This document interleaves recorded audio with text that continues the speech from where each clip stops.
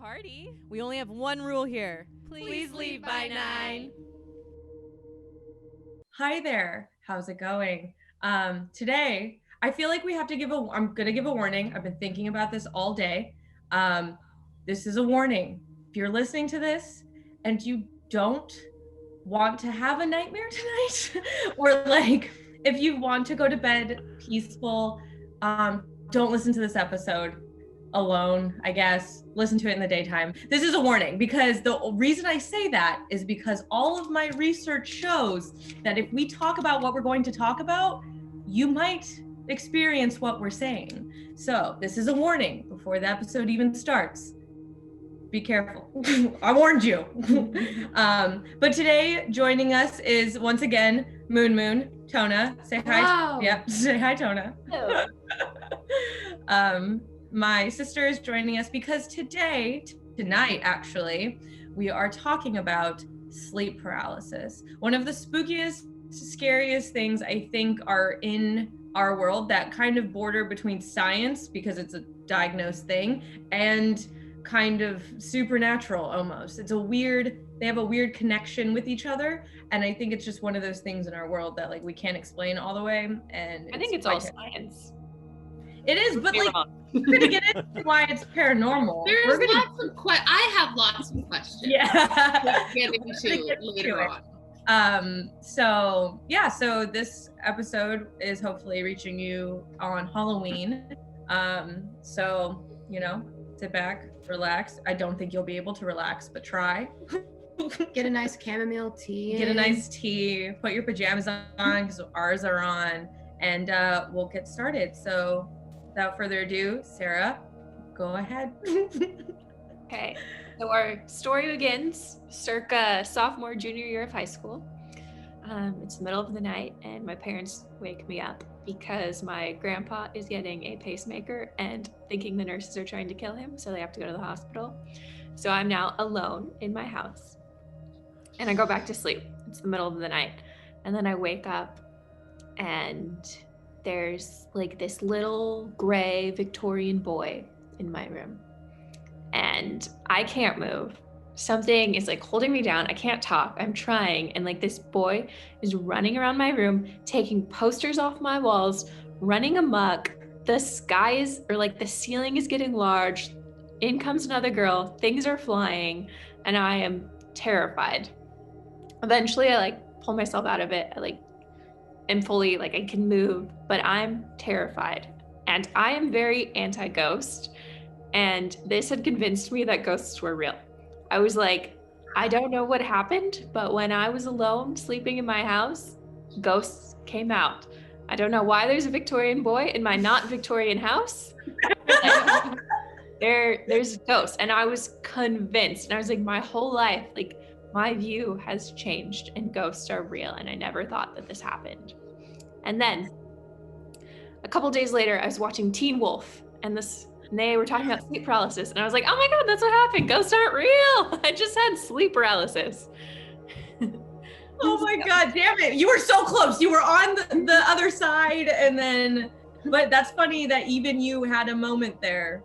That's interesting. Because it is terrifying. And so if anybody listening doesn't really know, sleep paralysis is a medical condition when a person wakes up from sleep, experiences a temporary inability to move or speak, and it's commonly accompanied by a feeling that something or someone is in the room with you. Sometimes you hear things, and there's a physical sensation of pressure on your chest, and you're basically hallucinating. And it's terrifying. Mm-hmm. And so what happens is, normally when you go to sleep, your body goes into atonia, and it's an evolutionary thing to stop you from acting. No, atonia, not Antonia. Atonia? I actually pop out in all the dreams. It's just me. It's just it's really just Tona everything associated with you. So it's if you're dreaming about chopping somebody, it's so your body doesn't physically chop. It's a state of paralysis so that you don't act out your dreams. And usually sleep disorders are when atonia doesn't work. That's where sleepwalking comes in, sleep talking. It's when you're sleeping, but the paralyzing effect goes away and weird things happen. But sleep paralysis is the opposite. It's when the paralysis stays, but your brain wakes up. And Is it like the types. falling sensation? Sorry. Is it like the falling sensation when you like wake yourself out of a dream and you're like falling and then you actually move? Or is that just me? No. That is a real thing. Not just you. No, But that's not just That would that's be a normal thing. Your paralysis, body but- is then worried. so there's like a lot of people think night terrors and sleep paralysis is the same thing, but usually people who come out of night terrors like shoot out of bed and like wake themselves up. And paralysis is like you wake up but you can't do anything, so it makes it more terrifying kind of. So night terrors, isn't that more associated too with like sweating and like you like It would be have like an after movement. reaction? Yeah, so you're actually like physically That's like feeling, bad dreams. Yeah. Which is kind of scary too, but yeah. So there's infrequent sleep paralysis and this also, but the terminology doesn't make sense. There's reoccurring infrequent sleep paralysis. Oxymoron to me. But so some people only have it 1 to 2 times in their life and some people have it more, and that's the reoccurring. A European study found that of over 8,000 people found that like 6% of people have sleep paralysis and that it's pretty rare, which shocks me because a lot of us have had it. So it's like, how did we find each other? That's what I was Also, another study found that most people experience it, they just don't know it. so like So it's just not super well studied. Mhm. The first medical description of it was in 1662 from a Dutch scientist. And it occurs more frequently in young adults and people with mental disorders. And you're usually like more likely to have it when you're stressed, when you're on anxiety medication. Like I was woken up like about my grandpa in the hospital. Like that's not a normal night. So it's stressful. And like a couple weeks ago, I was kind of stressed, just like an accumulation of things. And also we had talked about this and I feel like talking about it made me have one. And I like woke up. And it's weird because sleep paralysis also normally happens when you're on your back, but I was on my side this time. So I heard somebody tapping on my window and I was like, it's weird because I live in an alley and there's no tree. You need like a ladder. But somebody was tapping on my window and I was like trying to wake up to like look out my window because I was freaked out. But it also doesn't make sense because the screen is on the outside, so you literally cannot like tap on my window. But I was hearing it and I was like, oh my gosh. And I was like trying to pull myself out, but I couldn't. And that time I didn't like hallucinate. I mean, I guess I hallucinated noises, but there wasn't a thing in the room with me. I was just like trying. And when I finally did, I was like, oh. There's overwhelmingly negative experiences with it. Like nobody is like, I'm having sleep paralysis with like unicorns in my room, but also even if you saw a unicorn, it shouldn't be in your room. So maybe I think also your mind registers like unfamiliar events as bad. So evolutionarily, like you're not supposed to have sleep paralysis, so your mind will automatically be like, this is bad because this shouldn't be happening. Well, also like just the physical feeling, right? I would imagine is terrifying. Yeah. So even if there was like Jesse McCartney singing to you in your room, you'd still be scared because you're like, I can't get Jesse up. McCartney is choking me and not in a sexy Not in a sexy way. But as terrifying as it is, there's no recorded deaths of sleep paralysis.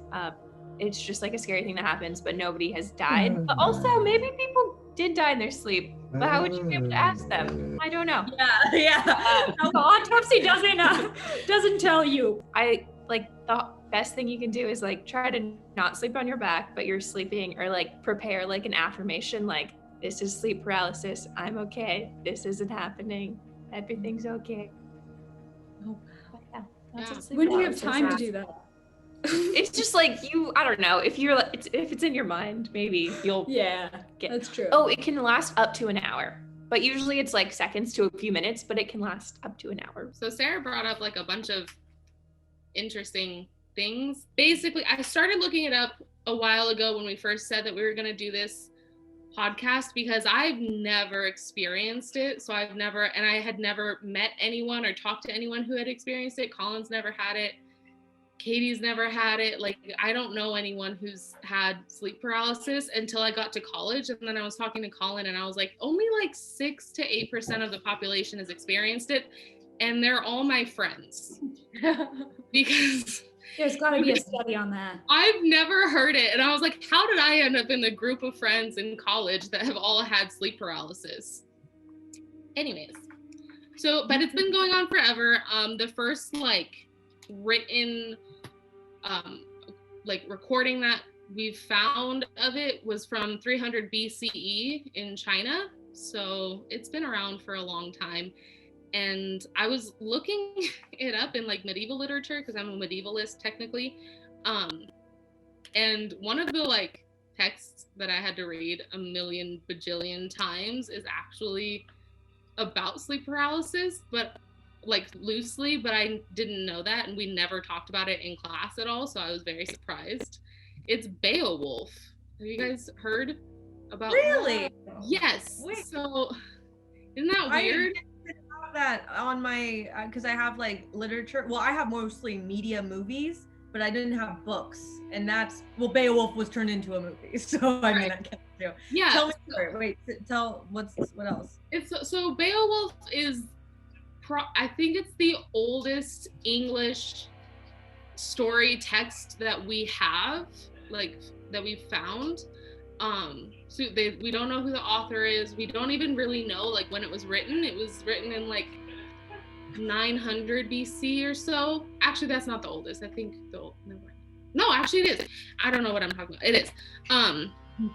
But it's about, so Beowulf is like this hero, and he's in a town. He goes to a town, and this town is like gets destroyed every night by this monster named Grendel.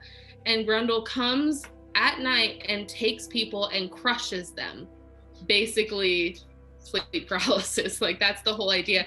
And he's like this, but after Beowulf destroys Grendel, then it's Grendel's mom, who is like the old hag that lots of people and lots of cultures, and like the old hag is a super well-known archetype for horror, period. Just like nightmares, scare, like anything. It's a scary old woman.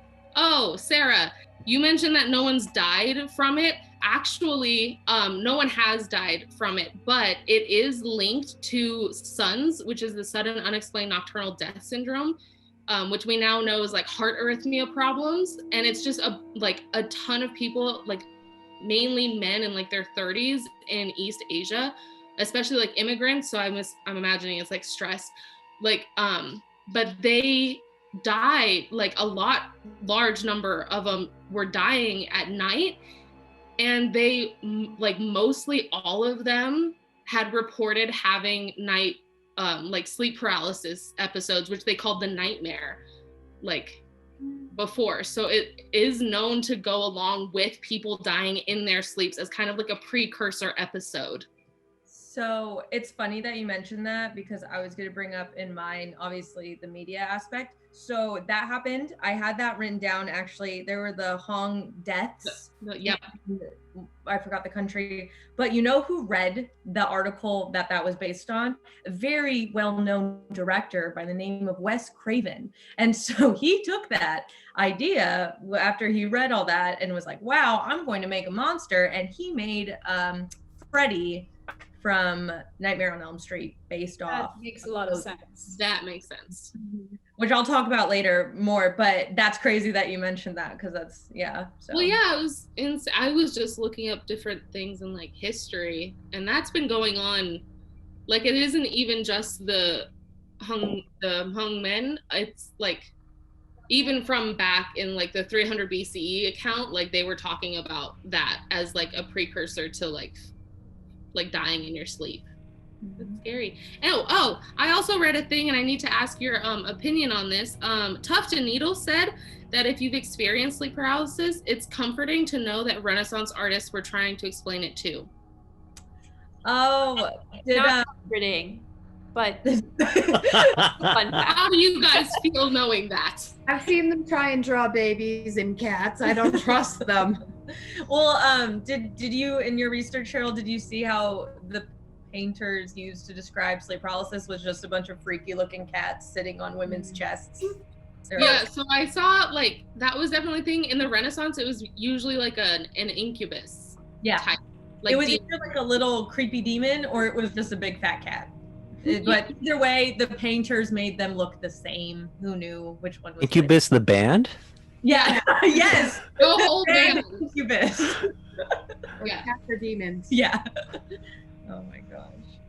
Well, leading from Cheryl's conversation about stress and sleep paralysis, I kind of wanted to talk about culmination of my experiences.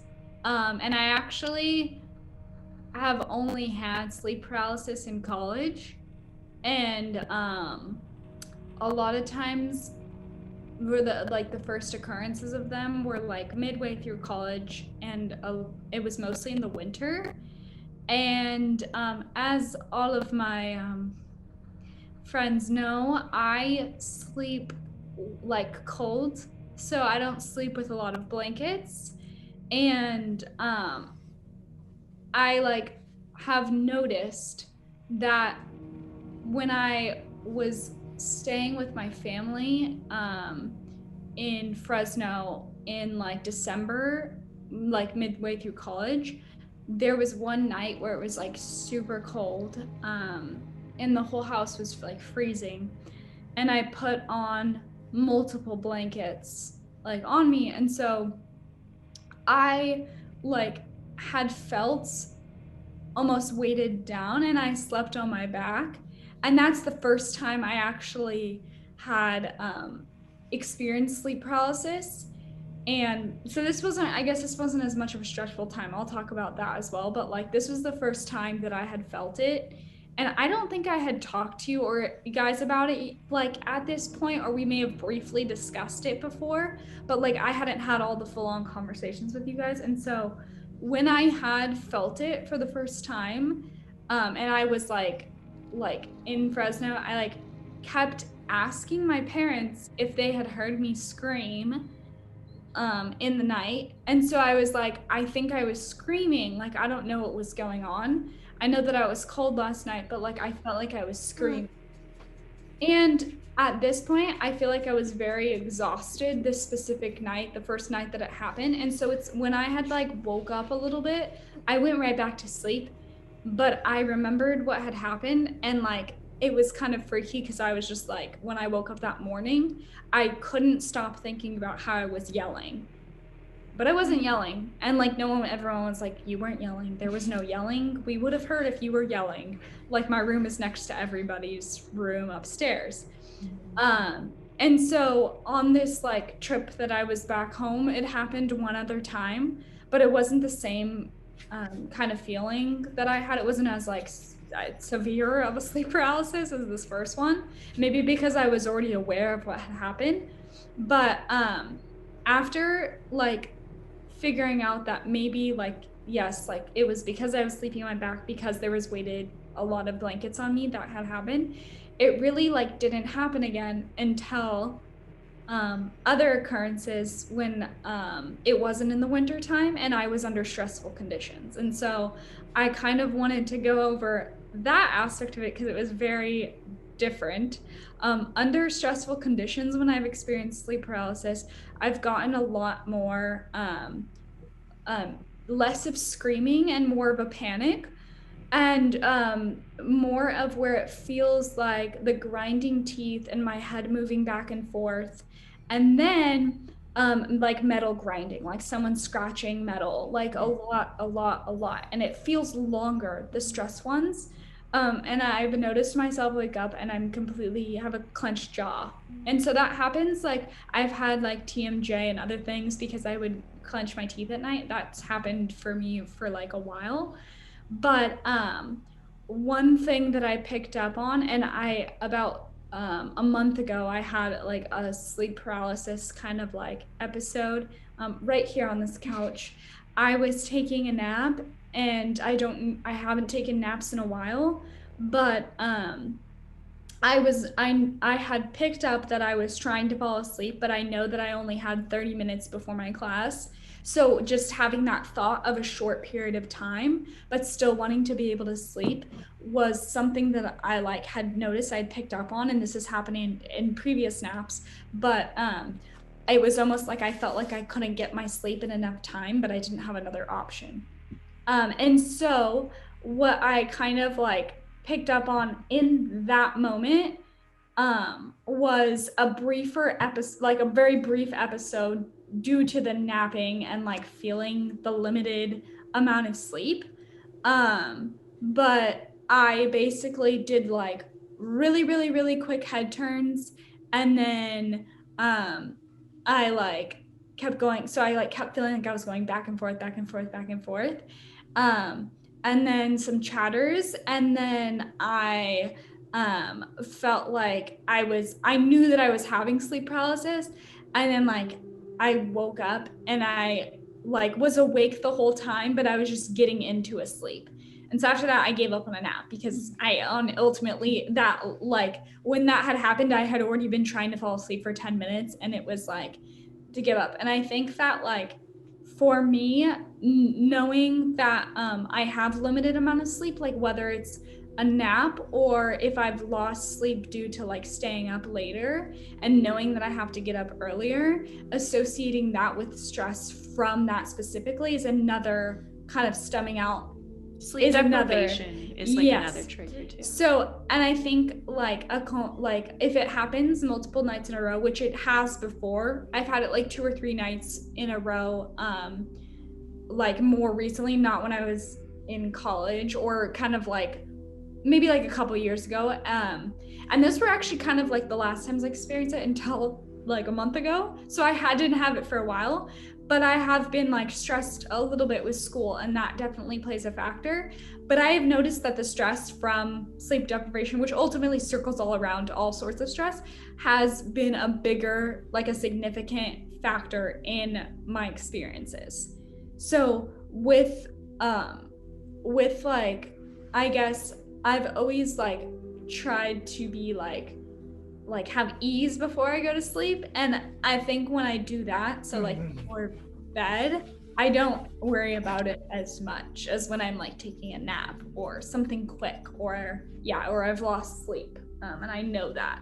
Those are like a collection of how I've just like associated stress with my sleep paralysis. And then how did I fix it the first time was like, okay, I know that I can't sleep with a bunch of blankets on me. And that's kind of one of my worries with sleeping with a lot of blankets, just because like I don't want to feel weighted down. And then like, so the cold temperatures is one thing, but then feeling it, like being able to fix that, but like, how do you fix, like ultimately, instead of just being less stressed, like me just realizing I probably shouldn't sleep if I have a short period of time, because almost every time I've had a very short period of a nap time, less than like 30 minutes or less, I've experienced some sort of weird kind of situation like that. Have you ever seen anything like hallucination? Yeah, so that's something where I have not seen any figures or anything. My vision is nothing more than black with like movements. And then when I have heard metal grinding, I've felt weird, but like kind of like a metal cutter, something like a wheel moving in circles. That's kind of what I picture in my mind. But visually, my eyes, I don't like open up and see things. And I'm not even saying that as like actually doing that, but that's not something that I'm perceiving in my sleep as well. So I've never actually seen like the figures or anything like that, and here's to hoping that I don't after this. Well, you'll be surprised to know that you, even though you have not seen anything, you have textbook signs of sleep paralysis here. And do you want me to tell you what it is? So, okay, so what I'm going to talk about is kind of like how no matter what people see, hear, or experience in their sleep paralysis, as humans, we all kind of have the same things, which is odd because if you think about how we dream, we all dream different things. If we all go to bed tonight, Tona and I will obviously have different dreams. You know, they're could be kind of related, but obviously they're different per person. When it comes to sleep paralysis, though, that's not technically genuinely the case. There's a lot of the same archetypes we see in everyone's sleep paralysis. And that's not weird per se, because we're all humans experiencing this. So technically we're all afraid and all these kind of things, the same thing. So what it is probably a really big one, which you all have heard of, is shadow people. Shadow people show up in numerous sleep paralysis. And there's two types. There's one where it is literally the Peter Pan shadow, the dark figure that just light can't get through, outline of a human, done. The second one is the one that is interesting. It's a man, you could tell it's a man, and he wears a hat, and he shows up, and sometimes he shows up by himself, and sometimes he shows up and then the other shadow people are like behind him, or like his little posse. So he has this posse with him, and that's Hat Man is what he's like referred to around. So you have that going on. And then another quick thing though that I forgot to mention is that 90% of sleep paralysis is negative, which I think Sarah mentioned also, and only 10% is positive. So that's why all of these things I'm talking about aren't pleasant, because I don't know, you'll, like we all said, you'll never get anything really pleasant. And when you talk about these things, the reason why Cheryl accidentally found a whole group of us is because there has been studies that shown that if you talk about your sleep paralysis experience, the person you're talking to, even if they have no idea, like you are just explaining to them, they're like, what's sleep paralysis? The odds of them getting it that night or experiencing it sometime after that, substantially higher, and their risk is bigger. So the fact that you, Cheryl, have not gotten it yet and we have talked about it is amazing. That's great. Keep it that way. You're fine. But I'm so terrified because but it's definitely, they've seen it where if you talk about it and you're almost certain to get it, or people who already get it. If I normally get it and I talk to Tona about it one day, chances are I will get it that night, even though I have not had a lot of it too is just like some people are like more like predisposed to it, but I think some people, like even if you talk about, they'll never get it. Like there are some people who just like they don't sleep right. Maybe they're just they knock out. They don't sleep. Maybe they're sleepwalkers and they never sleep paralysis.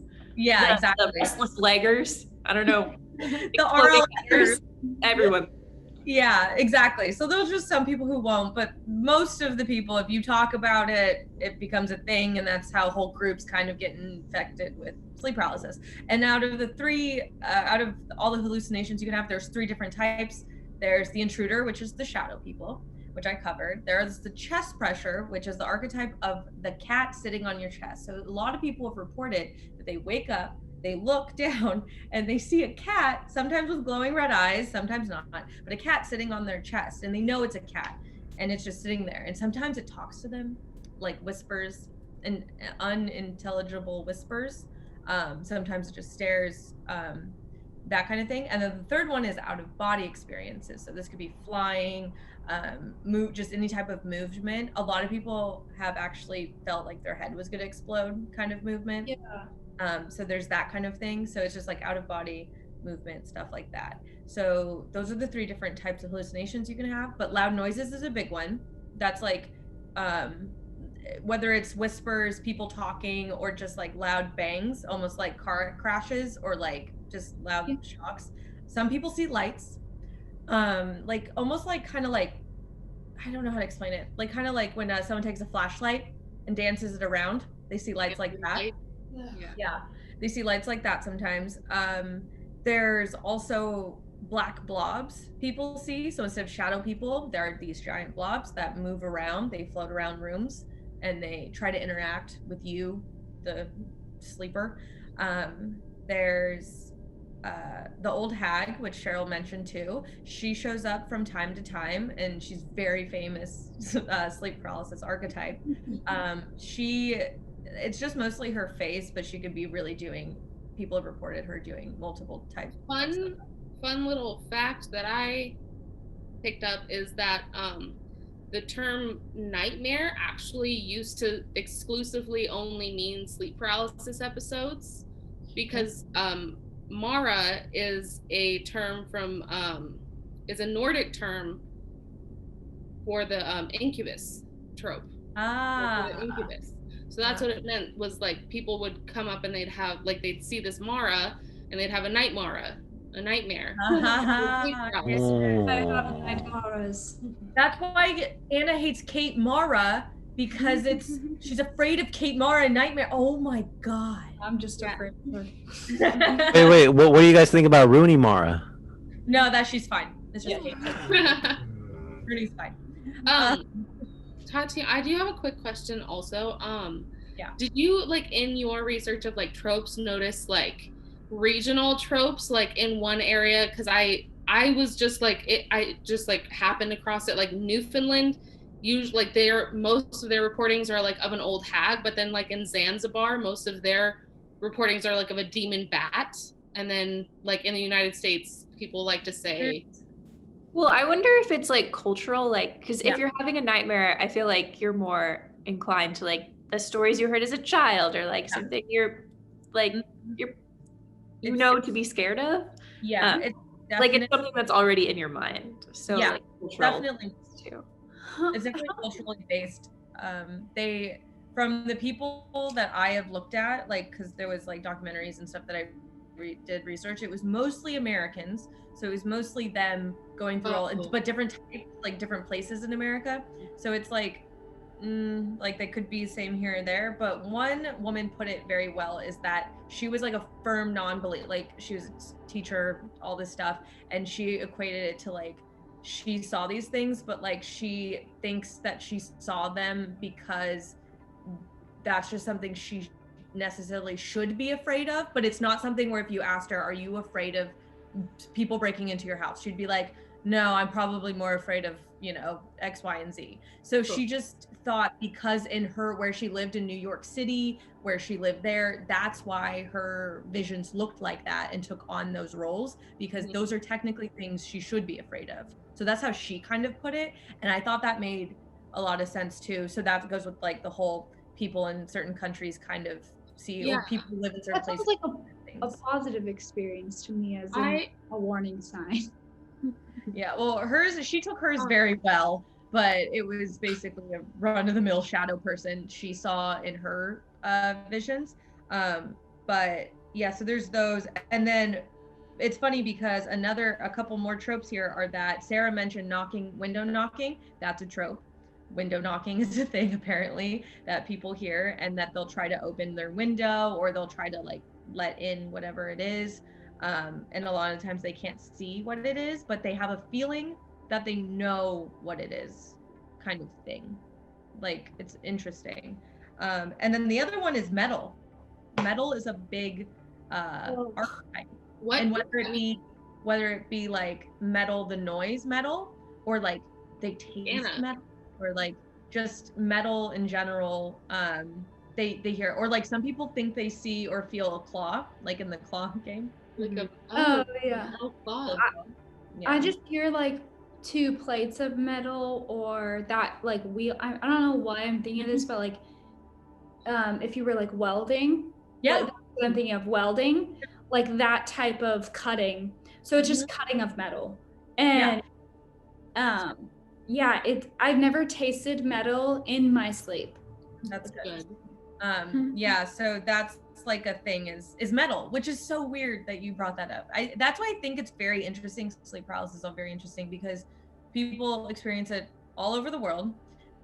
We all have different names for it, but yet we all basically kind of see the same things, roughly enough.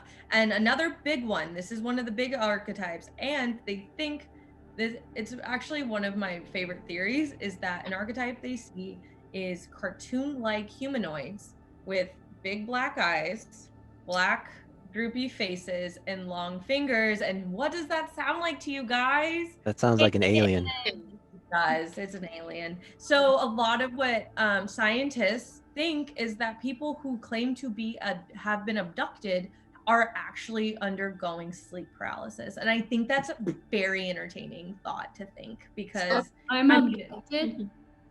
Should I tell my dad that? I should probably tell my dad that. You've been abducted, Anna. Yes. Yeah. I had a high school teacher, Miss Spencer. She taught calculus, and she claimed to be abducted by aliens. And it was It was textbook sleep paralysis. No way. Oh my God. I think Yeah, that's she thinks she so- got abducted.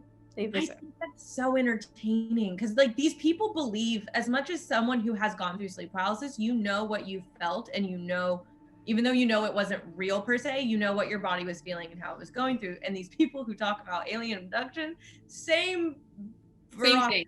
Same thing. They know they're like very gung-ho about what they've done, but it just sounds insane. So I think it's very interesting that like finally the sleep paralysis realm is like intertwining with the aliens and they're like, maybe they're friends. And so and then real quick, two themes that have also happened is that usually people with very like Sarah said, very reoccurring sleep paralysis happen when they were children. So if you have not had it when you were a child, chances are you're not those bad cases that people talk about. Why have I gotten it in older age? You stress. Yeah, stress. Exactly. It's stress induced. Yeah. It's not like the people who have the very bad ones that go see doctors and stuff got it when they were children or like had their first episode as a child. Another thing that this is a weird one that I just kind of wrote down with an asterisk, and we can talk about this later, but a lot of them, people who have very chronic sleep paralysis don't practice a certain religion. They don't. And so it's big enough. Oh, What? you mean religion in general? They don't practice it. No. I thought we were guessing the religion that they don't have. No. I thought you meant they practice multiple religions. Hindus. I'm guessing theory- Hindus. Conspiracy theory, it's because the religious people who experience think they're getting visited by God, probably. Yes. Or some premonition. Yeah. So There was a study done. I can't remember. I just barely like skimmed over it and I didn't write it down and I wish I had, but there was a study done on a community somewhere where like all of the elders were very much into their like religious folklore and everything, and all the like younger generation were getting more into science, and like it was a whole like divide between them, and all of the elders were having sleep paralysis problems, and they were having like they were seeing things from like their cultural folklore, and the kids weren't, and they were still having like sleep paralysis but not like as much, and they weren't having like. So that was actually one of my questions, was if like belief in like mythology and different things actually could end, like for a lot of cases, like especially with the Hmong men, they all believed in the whatever thing, and that was what they saw in the nightmare. mm-hmm. So there is like some weird tie between like folklore beliefs and sleep paralysis, and the stress that your brain goes through. Yeah, and we can talk about them more in the remedies, because there's some interesting stories of people who have been like remedied using certain things that pertain to religion. So we'll talk about that more, but that's just another like weird theme that I found. And then so we'll talk about that. And then now the movies. So all those tropes that I just mentioned are a lot of fodder for a lot of movies, and I already talked about A Nightmare on Elm Street. There's Beowulf. Another big one that you probably have seen is Insidious. Insidious is a huge sleep paralysis movie with shadow people, out-of-body experiences. And another big thing that I didn't mention that Anna even touched on kind of is like the head movement. So I guess that's like a big one, is when you want to move or like you do this. So in the movie Insidious, Patrick Wilson's character is sitting in his chair and he is out of body and he's doing like the head thing, like I can't, like the Jacob's ladder head thing. So like that kind of thing. It kind of feels like there's a box like around you where you're keeping your neck in place, but then your head is moving in all sorts of directions. Not like abnormally, like you were doing it right. Well, that's what I felt. Not like where your head turns around or anything abnormal, so it does feel normal, but you're just moving a lot of different directions. Yeah, exactly. And so when they saw, a lot of people reported that when they saw this in Insidious, it was a very accurate representation of what people have told them they look like when they sleep. So if you feel that, chances are you're probably also doing it. because I guess a lot of people, like people who sleep with partners, they said that when they watch their partner sleep, that's what it does look like, is that they're moving their head a lot. Oh, so well, I think like the only, because if you think about paralysis, it's usually like neck. I mean, it could be like waist down, but like neck down. But I feel like that's something sciencey too. Like you don't want like, because you still need to like breathe and you need volume in your head. So like paralysis is like neck down. Right. Like you can like look around and like see things in your room, but that makes sense that your head would within still the box. That's where it like starts, and you're like, oh, yeah. So, and then there's other movies like Communion that touch on the alien side of sleep paralysis. There's Natural Born Killers. There's just a bunch of other stuff. But those are Insidious, Nightmare on Elm Street, big ones. In the article I read about like the areas that have like their own like trope that they tend towards, ours just in America is the abducted by aliens, because we're like the only like cultures that are like, we're getting abducted by aliens, and everyone else in the world is like, what the fuck? No, you're not. They don't have Area 51, that's why. Yeah. They all get like demon bats and stuff, and we get aliens. I don't know if you guys know. Greatest country on earth. I don't know if you guys know, but they declassified a whole bunch of UFO information recently. Yeah, they did. So Yes. there is evidence of aliens. No, don't get me wrong. I believe in aliens, but I believe nobody has been abducted. Yeah. I do too. You're gonna get abducted tonight, Sarah. Aliens. In the books. Who do her? I take it back. Surety. So we've been talking about like the sleep paralysis and stuff, and like how most times it's like stress triggers.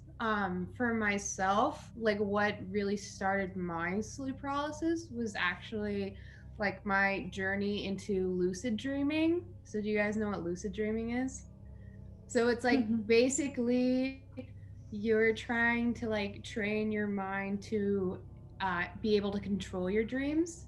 And what started is, I don't know if you're on Tumblr or on the Tumblr side of Instagram, but there's this one post that I read about lucid dreaming, and that's like kind of what I use to like get myself into it. Is it I'm walking through a doorway? No. Is it that one? No, There's one where it's like every time you walk through a doorway, I'm walking through a doorway. It's like this really creepy photo of like this woman like swimming.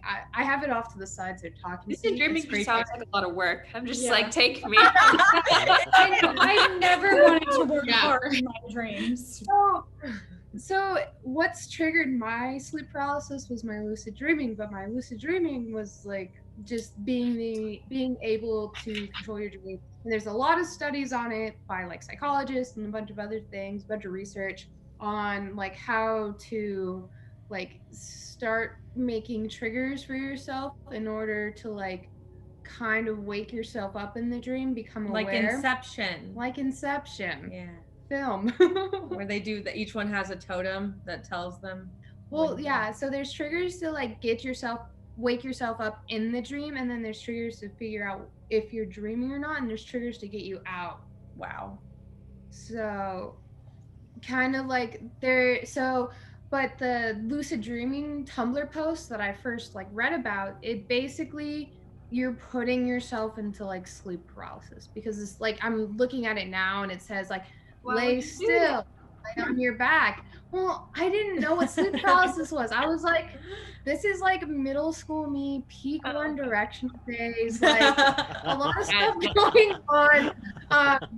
Obviously a lot of stress because life, you know. Middle school's hard. One Direction. Wait, so you were doing lucid dreaming in middle school? Yeah. Mm-hmm. Sounds like she's doing something really bad. That's why I found the Tumblr post. This is middle school, guys.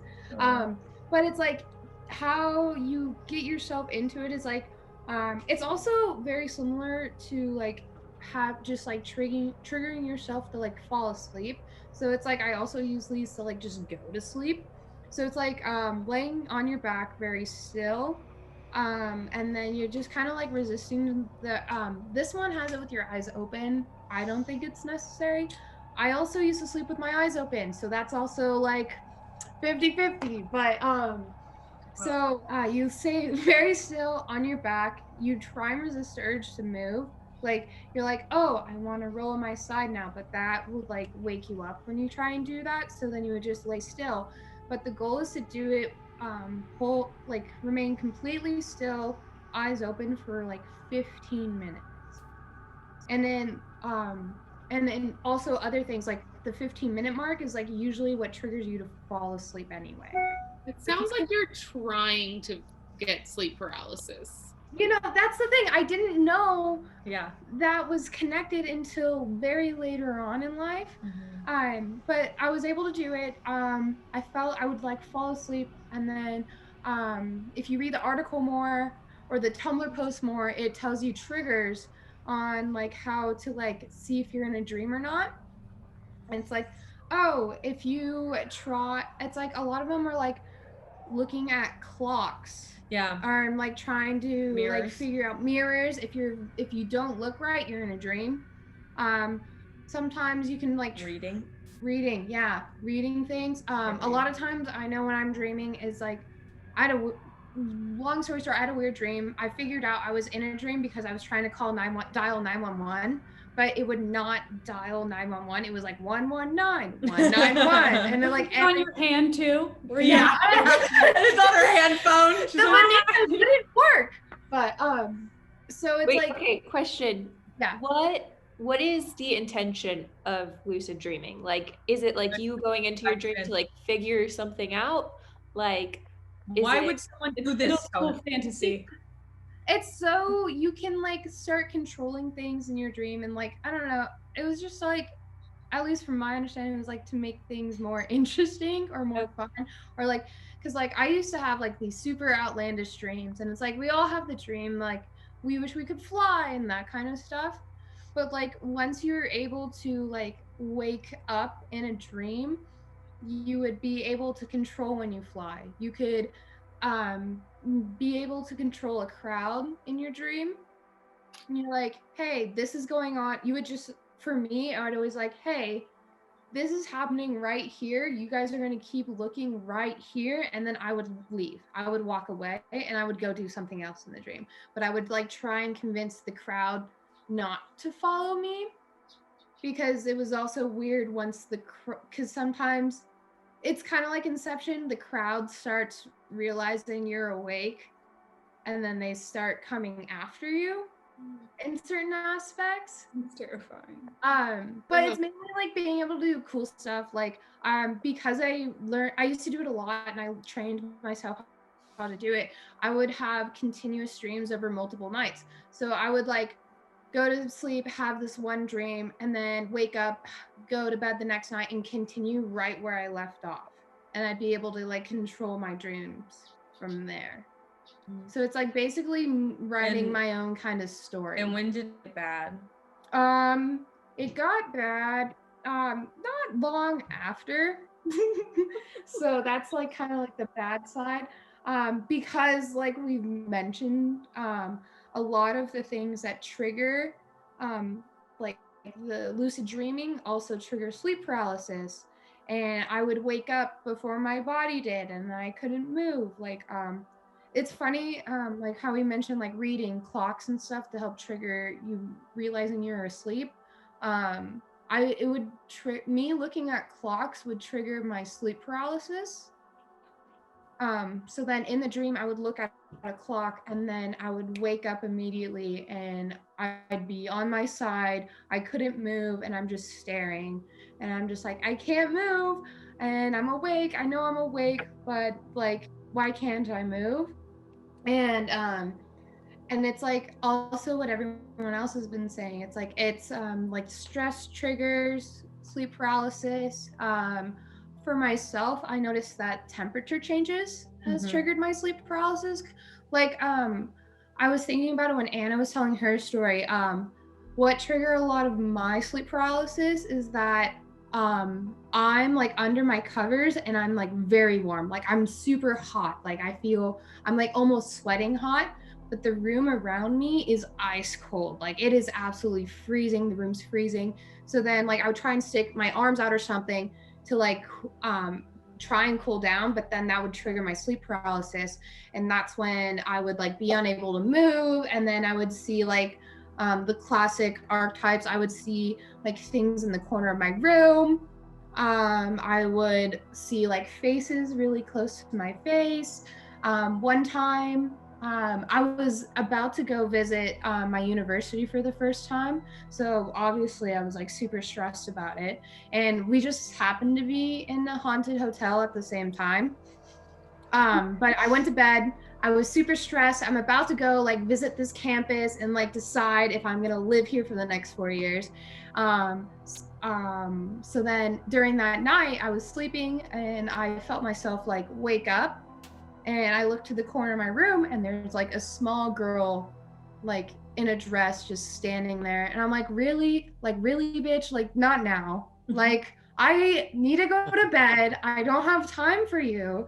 And then she just kept like picking things up and moving them around the room. And I'm like, I literally don't have time for this. Can you please stop? Like it got to the point where it's like I wasn't afraid anymore. I was just kind of bargaining with what's around me. And I'm like, that's enough. Let's just skip ahead, and I go back to sleep and you go away. So was this the haunted Best Western? No, this was the Sorrento in Seattle. Okay.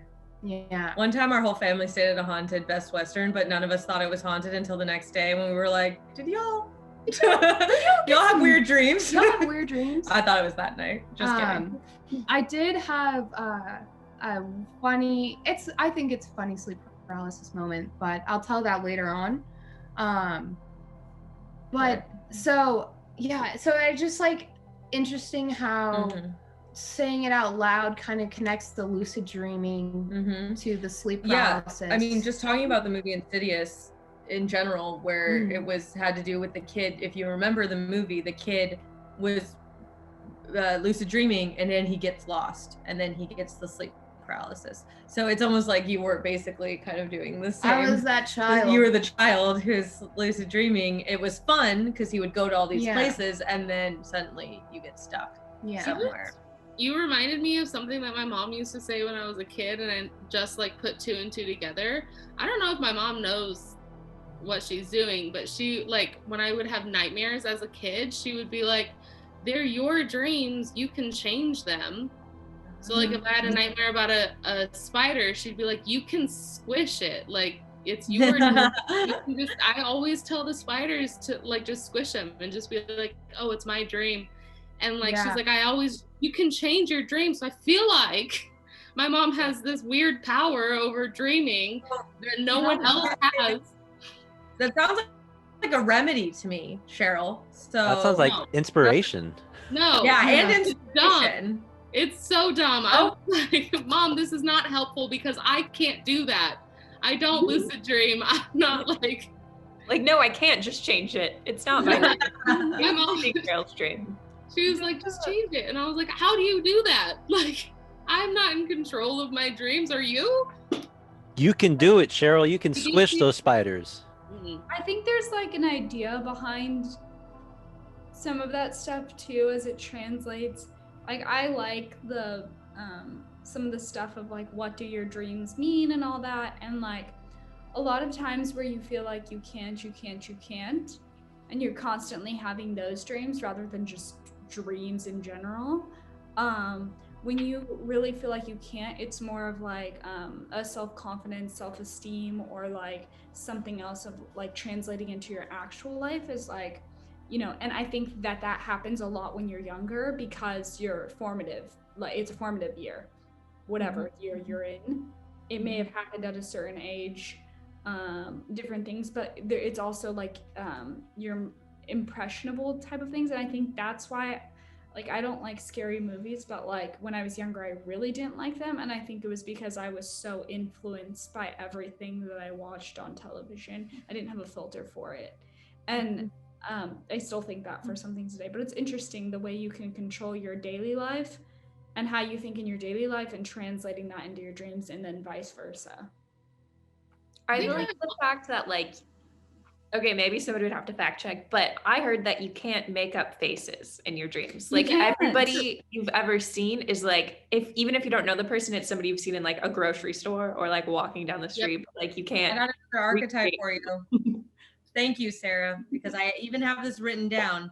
and it's really spooky actually. So you said you can't make up faces. So another thing that people with super reoccurring sleep paralysis, not us people who go in and out from time to time. These people get it a lot.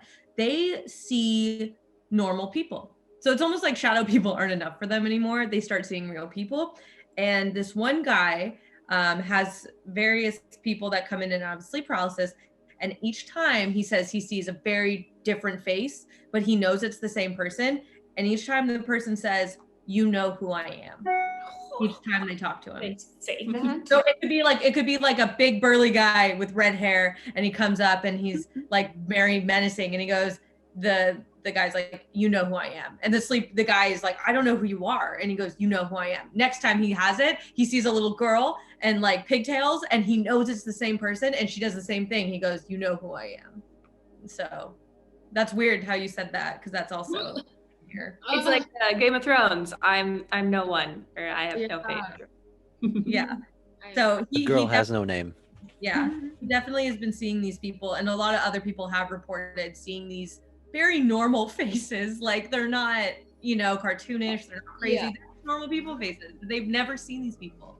But when they interact with them in their sleep paralysis, they're like, "You know who I fucking am." Like, yeah, that's crazy. That's crazy. Terrifying. So is there a remedy? I have a spooky dream. It's not sleep paralysis related. Oh, I'll take it.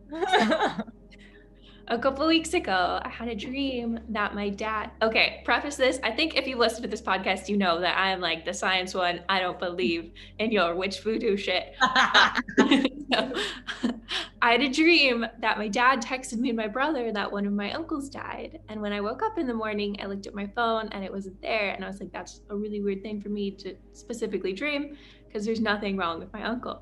And then my mom called me like an hour later at work and told me that uncle had died. And it like freaked me out. When she I had a told me weird this- like premonition dream. Yeah. Where's your science now, Sarah? Sarah? Okay, I have like a small explanation. I tracked Anna went for a jog late at night, and I was tracking her because I didn't hear her come home, and I tracked my dad, and he was at my uncle's house. So he was like kind of in my brain, I guess, but it was just really weird. I had a similar dream for my grandpa that I just remembered too. My dad, who is died years ago, was in my dream, and he was talking to my grandpa, and he was like, "It's okay, we're watching football now." And I was like, that's weird. Like I never really dream about my dad unless he's like telling me something, like talking to me specifically, or like telling me. Like I had a dream where he was like, "You need to talk to your uncle," and my uncle was having a really bad like depressive state, and some other times my dad came, but like this one was weird. I was like, what are you saying? You're watching football with and then the next day my mom she was like, "Your grandpa died," and I was like, "Oh well, he's with dad." So They're watching football. yeah, they're watching.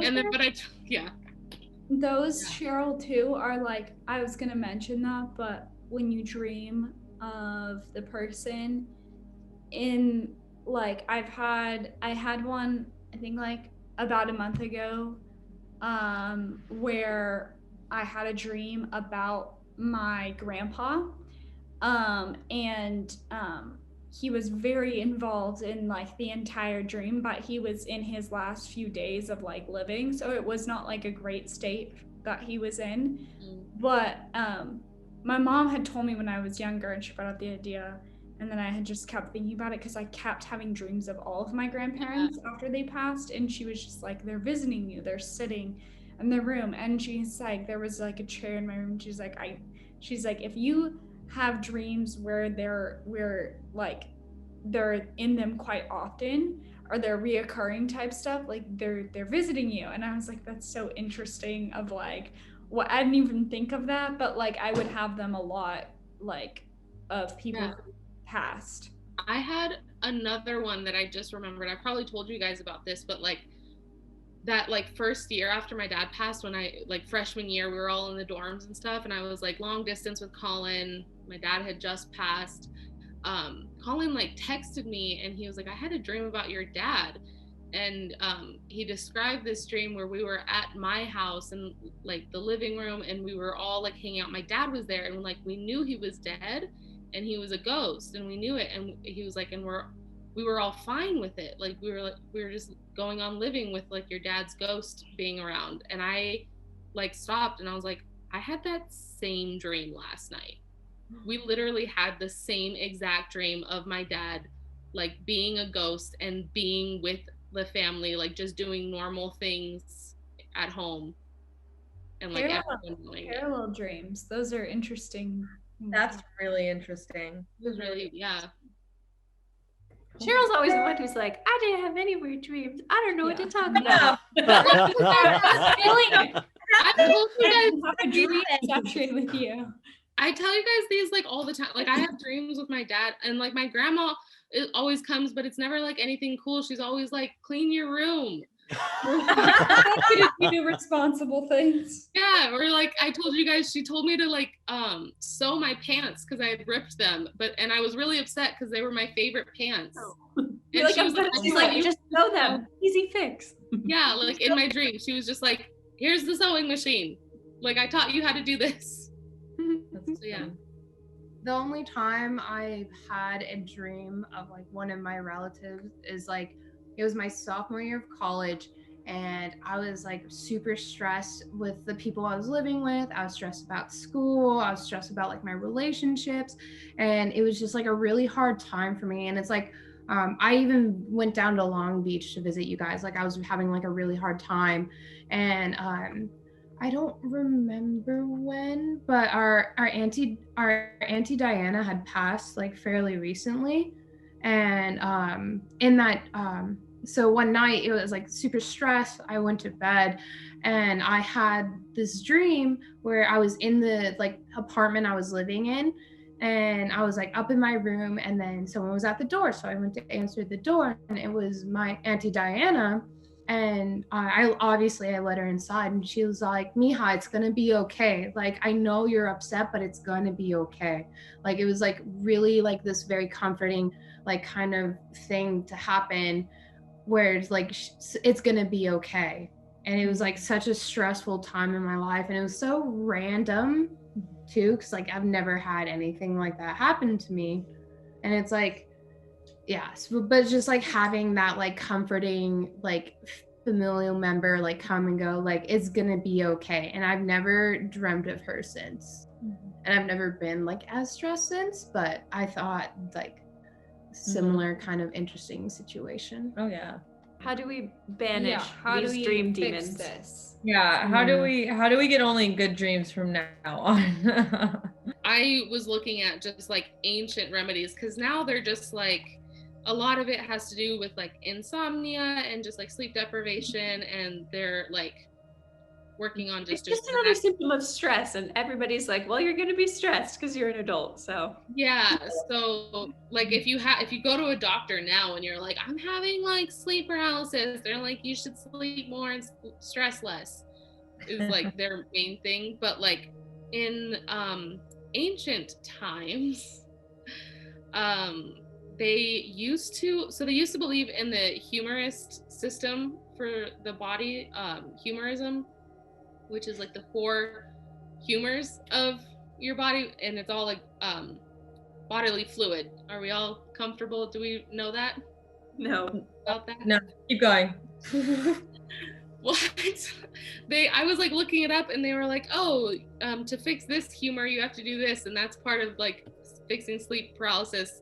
And maybe just because I'm medievalist, I was like, oh yes, all the humors. Like, so they used to believe that the body was made up of 4 different bodily fluids, and they were either like hot or cold or wet and dry. And so the 4 fluids are yellow bile, black bile, phlegm, and blood. I'm phlegm. So also, the phlegm is not what we like, the mucus that we think it is now. It's like a different thing. It's very similar, but it's not mucus. Like that's not what they're talking about. I couldn't quite like, okay, so what are you talking about? But it's like one of the ones where you never see it either, kind of. So yellow bile is kind of like what rules your like aggression and anger, and that one is supposed to be like hot and dry, and it's like fire. So like that one gets cured by like burns and stuff. And then black bile is cold and dry, and it's earth based, and it's your depression, so like your sadness. And then phlegm is wet and cold, and that's like apathy. Yeah. And then blood is hot and wet, and it's your enthusiasm. So that one's like the only good one. And they used to believe that any like problems that you're having is from an imbalance in your bodily fluids. And they were thinking that with sleep paralysis that you were having an imbalance, and that draining some of your blood was going to be what helped you. Okay. So they would drain it. And yeah, leeches, that's where that practice comes from. When people talk about like the leech, like medicinal leeches, is because it would draw the blood out, and you wouldn't, it was like almost a less dangerous way to do it, because you weren't like poking someone and letting it like free flow out, which is what a lot of them did. And that's like super dangerous, because as you guys all know, we're supposed to have a certain amount of blood in our body, and like going more than like a pint is bad. So they would do that. And then they would also I don't know why they did this, but they would scar the throat. Like they wouldn't like slice it, but they would like cut it and like do scars around the throat. And maybe it has something to do with the paralysis part. So like maybe it has something to do with like the box feeling, or just like not, I don't know, just like putting a mark there to be like, no, I don't know. But that was one of the things. And then they also would shave the head. And I don't know why they did that either, but they felt like it was to clear your brain, I guess. I don't know. But the main thing was bloodletting is what they called it. And that was like before like Catholicism kind of took over, or like Christianity. And then it became exorcisms, because they believed it was demonic possession. So people would start doing exorcisms for people who were experiencing sleep paralysis, which is terrifying. And then some asshole, like in the 1800s, was just like, hey, when someone is having like this terrible experience, like waking up and they can't move, and like you see it, like your partner's next to you, and you like, I don't know how you would know this, but they were like, just prick them, like poke them with like so still kind of like a blood thing, but they're like not free flowing, but they were like, just prick them. And the like article that I was reading was like, that's great. So people are waking up from like a dream where you're supposed to be safe and sound, and you wake up and you cannot move, and there's something in your room, like in your presence, and you can't fight against it, you can't do anything, it's a terrible experience, and then the one person next to you stabs you to like get you out of it. So I wake you up though. Or isn't there that thing, never wake a sleepwalker? That's what I literally have that written down, Anna. I was like, never wake a sleepwalker, like Never poke Never poke one. Don't never punch poke a sleepwalker, never wake a sleepwalker. Like I feel like it's the same thing. Don't do that. Also, like on a personal note, I don't have any sleep paralysis, but I sleep talk like a lot. Me too. And one of the things is that I will not sleep talk unless like I'll just kind of mumble and be like, and Colin will, and I hate him. He's the worst. He'll just be like, what are you saying? And it wakes me up enough that I can like finish what I was saying in my dream. Oh my gosh. And I will say like the dumbest stuff, like, and it's always when I'm super stressed. So like when I was like training at Chipotle, I was like super stressed about that. And I remember one time I was like, the bowls are under the table or something. And that was like that. And then a more recent one, we were like, he was going to bed. I was already asleep and I started mumbling and he was like, what? Which I told him to stop doing that, but he won't stop because he thinks it's funny. And I was like, I like woke up enough, and I very clearly, and I also remember like saying it is like, are you trying to tell me there's snakes in the bed? No. So if we're ever having a sleepover and I start mumbling, don't talk to me because I will talk back. I won't talk back. Don't talk to me. But what if the conversation's good? Yeah. It's not good. Good conversation. I might want to join in. So. Gosh, that's Never wild. good. I have also had moments, this is on the same wavelength, where like I'll wake up and I'm not paralyzed, but like I'm still kind of in that dream thing, and I feel like I know there's a presence next to me because it's Colin, but I don't, like, my brain doesn't think it's him. I think it's like someone in my life that's stressing me out. So you punch him. And I get really freaked out. And then I'm like, it's Colin. It's okay. Like, I don't know why, but I would just like, sometimes that happens and it's really scary. No. I think it's interesting, like when you bring that up, like different phenomena like that, like all sorts of things that people, you know, feel, and then, you know, you mention that and there's like, oh, someone else might feel it, or you look it up and you find that other people also feel it, and it's like kind of like over everything we've talked about, like how many people actually feel things but don't report things because they don't pay attention to it as much, and that kind of aligns with our dreaming too. Yeah. So like how do you go about like people who remember all their dreams, people who don't remember dreams? It's like, is that similar to maybe not sleep paralysis but other situations? It's like, how are we perceiving all of this? Are we remembering everything? Like what else is there? What else do we see? And like what else do we, you know, in our subconscious mind that we don't really report because it's our subconscious? You sound like the start of a creepypasta. It's like you're purposely forgetting, you know?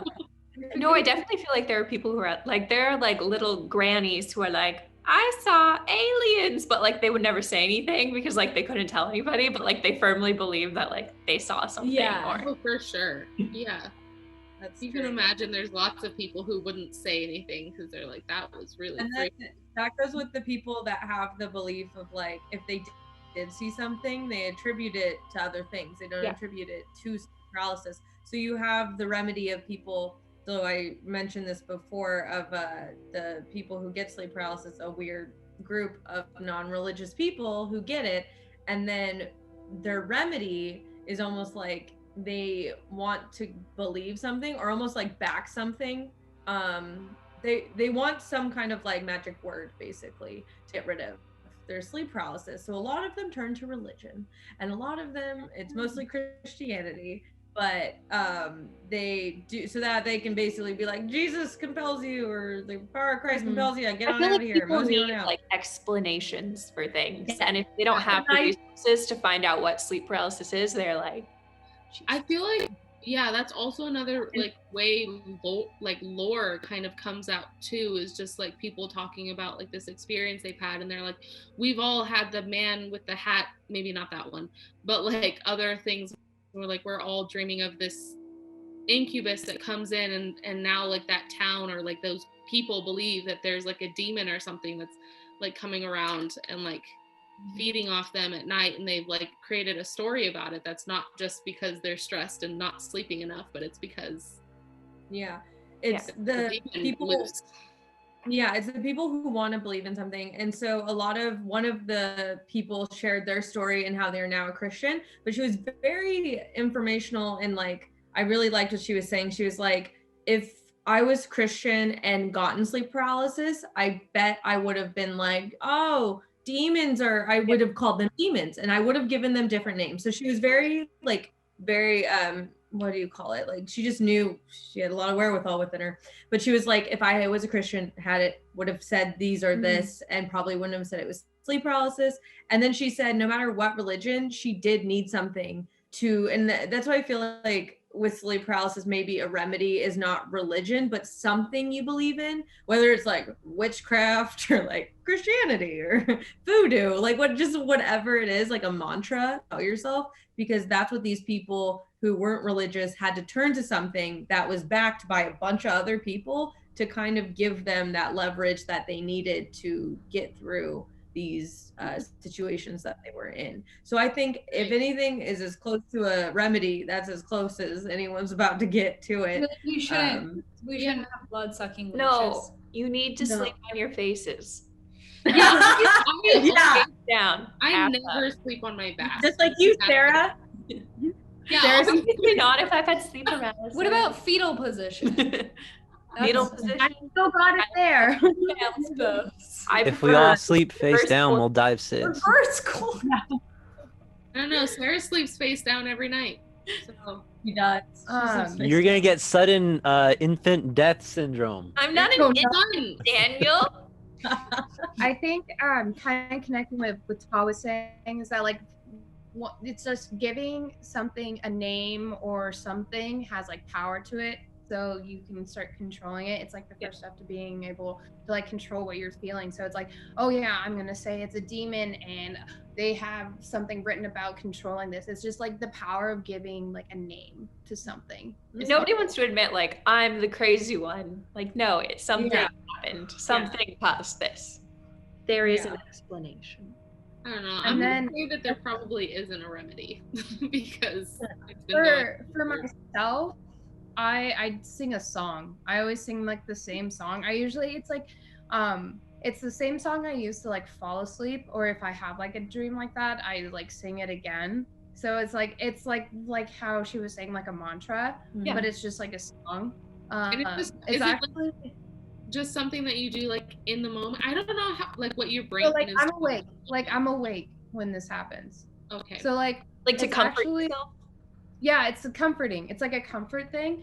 And it's actually it's not even a comfort song. It's the song from Hunger Games, the one she sings to Riv when she's dead. Like 12-year-old me memorized that song, and I would just like sing it to myself, trying to Is that go the to one sleep. with the tree? Yeah. Yeah. It's the meadow one. Before you go off into your lucid dream, do you do this? How is it when they go like And I that? whistled too, yeah. How do you know? I knew it. Wait, so I have another question. When it happened,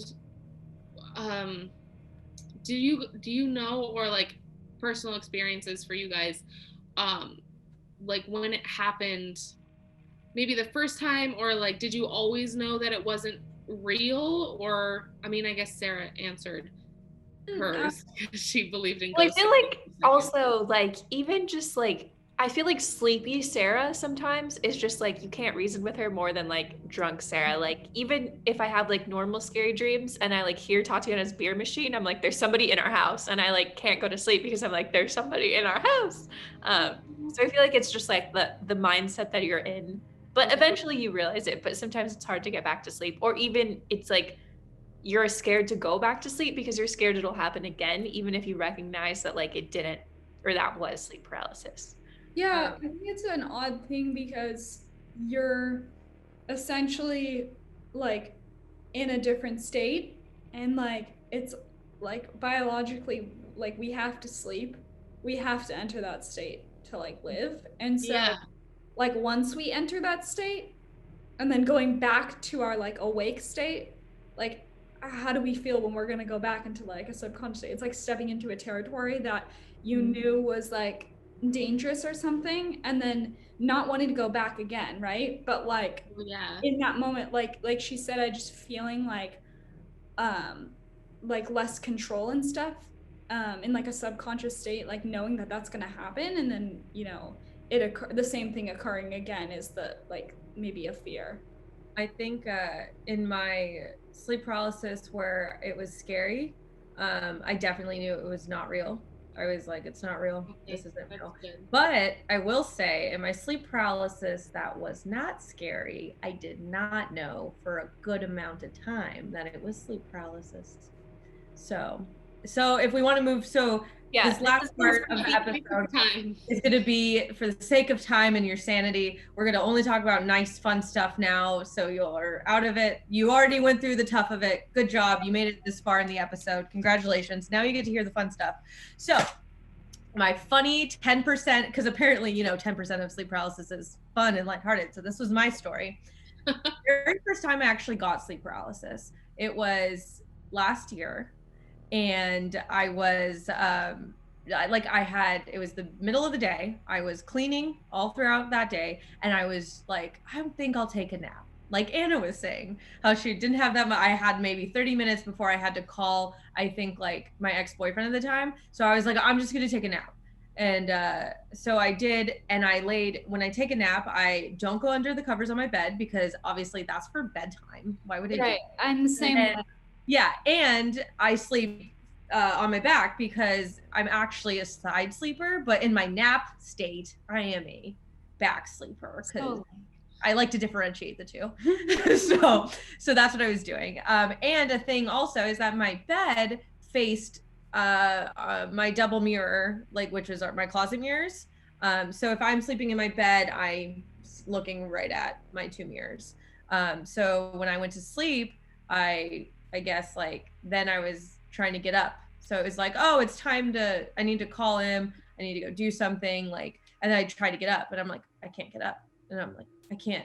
I'm like, what the heck? I'm like, and I'm looking at myself in the mirror, and I see myself trying to get up, and I can't even do it. And I'm like, what is going on? I was like, okay, left arm, right arm, like, why isn't this working? And I'm getting nowhere, and I can see myself struggling. I'm getting more frustrated because the sun is still shining. It's bright outside. And then my roommate walks in. So then my roommate walks in, Austin, you've heard of him, and he's eating a banana. And then I was like, Austin, as I'm in my bed, I'm like, Austin, help me. I can't get out of my bed.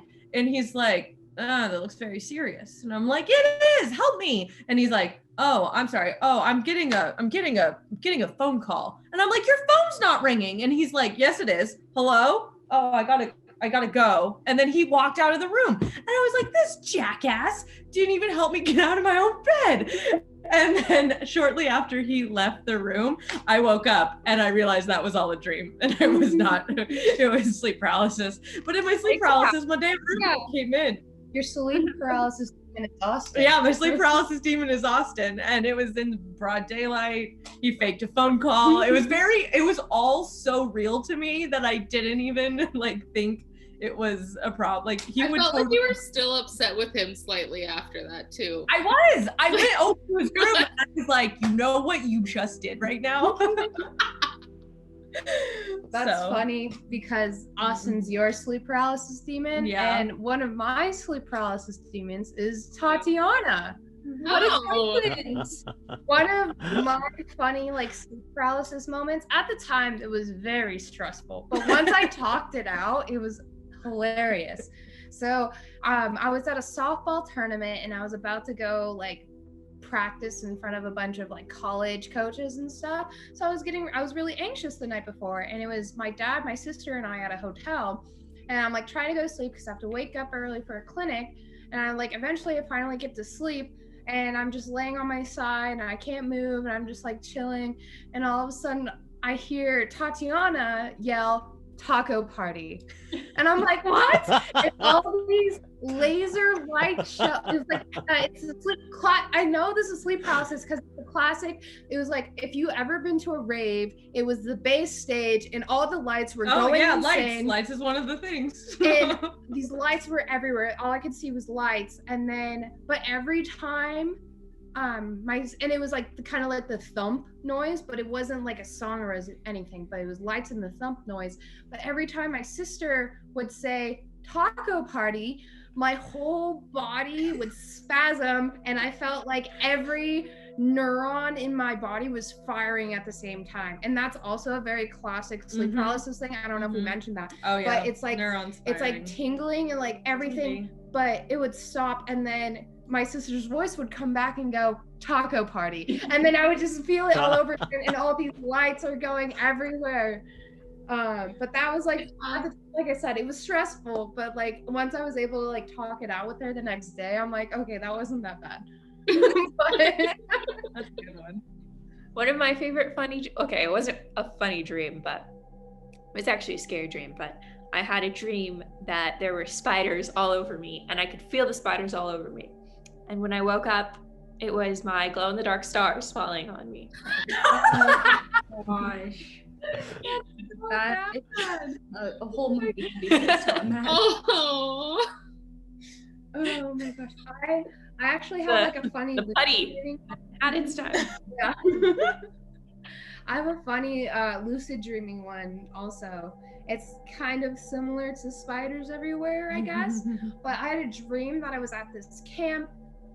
By the way, this is peak One Direction phase. Like this is freshman high Seems school. like always all peak over. One Yeah, Direction. it feels like all your things came from One Direction. I'm like at a pro at lucid dreaming at this point, but I was at this camp, like middle of nowhere, and Harry Styles was there as one of the campers, and I was like his buddy, I guess.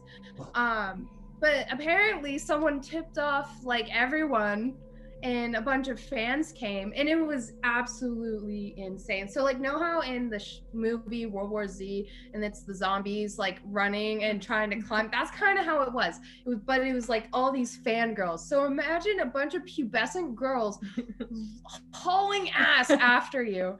And it's like, it's terrifying. not only was it because I knew Harry Styles, but it's also because they knew I was awake. That's the scary part. They knew I was awake, so they were coming after me. So I'm like, Harry, they know I'm awake. We gotta go. So then we ran towards the lake, and I made a boat appear. So I'm like, a boat. I need a boat right now. So then this boat came up, and then we rowed out into the middle of the thing, and it's like, it's okay, fangirls are afraid of water. We rowed out into the middle of this lake to get away from them, and then I woke up like shortly after, but it's just like, I was like, don't worry, fangirls are after us, the lake will protect us. But it was like me like being able to conjure up things, and also the scary part, like, hey, they know I'm awake, I gotta go. Does anyone else have any like celebrity dreams either too? I have so many. Not celebrities, but I used to read a lot.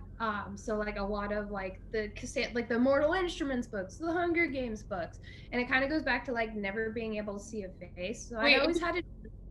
Huh? Who'd you dream about from Mortal Instruments? Like I had a dream I was a shadow hunter. Oh. So I was like with all of them, but the thing is I could never see their faces, Because they're like at all. fictional. Because they're not real, exactly. But then like I would see like maybe one detail, like I would see like their left eye, but like super zoomed in, you know. And it's like, oh, like this is like, because So I know who that is. how they looked.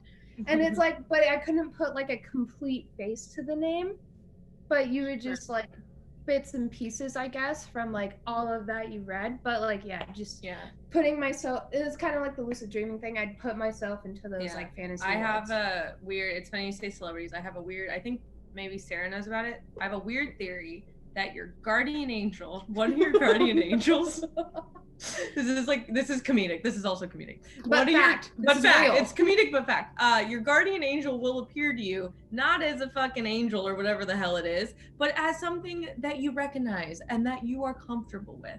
And it usually will pick a celebrity. And that celebrity will show up in your dreams. Have you ever had a dream where a random celebrity was there and you were like, now what are you doing here? And they're teaching you something. This is very specific. It's a celebrity and they're teaching you something. This all comes down to my best friend, Carly, in middle high school. I forgot what age we are. We formed this theory because a certain celebrity would come to her in her dreams and teach her how to drive stick shift. Oh my God. And that was Michelle Pfeiffer. Michelle Pfeiffer would show up in her dreams. Yo, that sounds great. Yeah, teach her how to fucking drive stick shift. And then my other friend had Carrie Underwood would show up and teach her how to like bake a casserole or something. Like just random, like these people would show up in your dreams and teach you how to Now do stuff.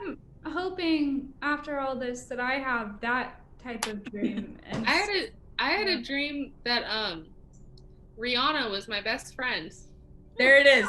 There you go. There's your good dream. And I'm not like a huge fan of hers. Like, oh, Brian, tell me how to do my thesis. Exactly. Please, something good. Yeah, I always think that the celebrities that show up are, that's why it's the guardian angel thing, because like if I wanted to, I want Dylan O'Brien in my dream. But why the hell did I get like, Dwayne The Rock Johnson? Like, that's I still knew different. you were gonna. I was gonna say The Rock for you. I knew that was it. No, you know who my guardian angel is? And this is funny. It's Ed Sheeran, and he showed up. What did he is an angel.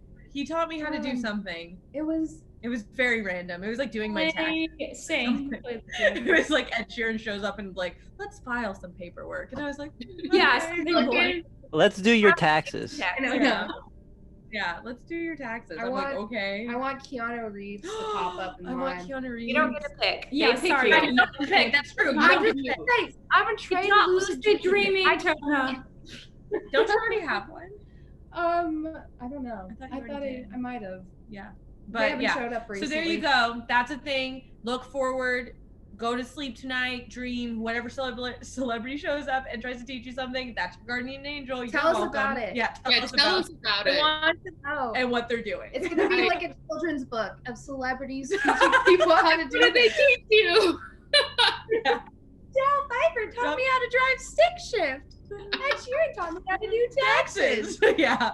I got a question though for your friend that had a dream about Michelle Pfeiffer. Was it Yeah. Catwoman Michelle Pfeiffer or was it No. Scarface Michelle Pfeiffer? What Michelle Pfeiffer are we talking about? It's funny because she isn't really a Michelle Pfeiffer fan. Like she Ah. knows who she was, obviously, Yeah. but not enough to be like she watched all the movies and that's why Michelle showed up. I think honestly it could have been Grease too, Michelle Pfeiffer. Oh my God. We don't I talk don't about that Michelle Pfeiffer. I'm not sure. Yeah, what movie are you talking about? It's not real. I don't know her. I don't know her. But yeah, so there you go. I think that's all we have for tonight. Wait, I have a loose whatchamacallit? Dream paralysis story. Oh my God, Daniel, And it was- bonus. All right, It's Daniel. very scary. Okay, it was a very scary experience. All Mhm. right, I was in the whole process, right? And Anna, you heard metal, right? In your experience?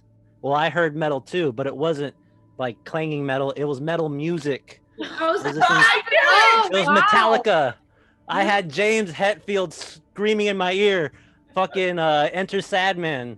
I was all like, please stop. I'm trying to go to sleep. And all I could hear was, say your prayers, little one. Don't forget my son. Wow. Terrifying. Terrifying. At least I had tacos at mine. Yeah, I know. not That just- sounds way better. Yeah. Right there. I don't even listen to EDM, but I was at like a rave having a taco gosh. party.